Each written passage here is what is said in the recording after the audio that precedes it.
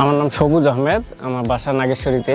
আমি করলা চাষ করেছি, এগ্রো ওয়ানের বীজ জাতের করলা। প্রথমে কল সেন্টারে ফোন দিয়ে বীজ নেই সেপ্টেম্বর মাসে 25 তারিখের ওই দিকে। তো তারপরে আমি 1 অক্টোবরে আমি চারা রোপণ করি। তারপরে বিক্রি শুরু হয় 38-39 দিন বয়স হওয়ার পরে আমি প্রথম হারভেস্ট করি। প্রতি সপ্তাহে 2বার হারভেস্ট করি। আমাদের নাগেশ্বরী হাট হয় সোমবার এবং বৃহস্পতিবার। তো প্রতি হাটে দেখা যায় যে 5 মণ 6 মণ এরকম করে ওঠে। শীতকালে করলা হয় না অনেকে বলে, কিন্তু আমি তো করছি বীর করলা, শীতকালেও ভালো হয়। সর্বনিম্ন 38 টাকা বিক্রি করছি এবং সর্বোচ্চ এখন যেটা চলতেছে আপনার 80 টাকা পর্যন্ত কেজি বিক্রি করি। এটার বৈশিষ্ট্য বলতে গেলে মার্কেটে এর চাহিদা প্রচুর।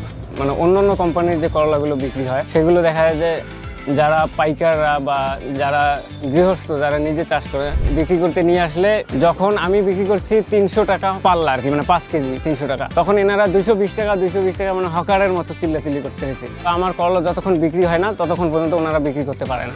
গাছ রোগ প্রতিরোধ ক্ষমতা খুবই ভালো, স্ট্রং।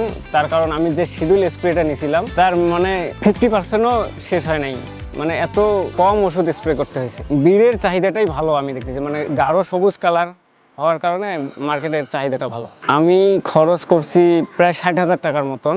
তার কারণ আমার মাচাটা অনেক স্ট্রং করছি পরবর্তীতে তরমুজ দেওয়ার জন্য। খরচটা ওই রকম হলেও এখনও 1,30,000-31,000 এরকম বিক্রি করছি। আশা করি আমি 1.5 লাখ পর্যন্ত যাইতে পারবো। দেখা যায় পার্টনার বিষয়টা, সেটা হচ্ছে যে আমরা আগে দেখা যেত বগুড়া যাইতে হইতো বা গাজীপুর মেহেরপুরে যাইতে হইতো, সেখান থেকে সাপোর্টটা আমরা পাইতাম। এখন সেটা আমাদের পাশে চলে আসছে। এখন আমাদের জেলা বা উপজেলা পর্যায়ে চলে আসছে।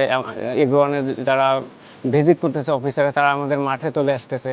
এখান থেকে আমরা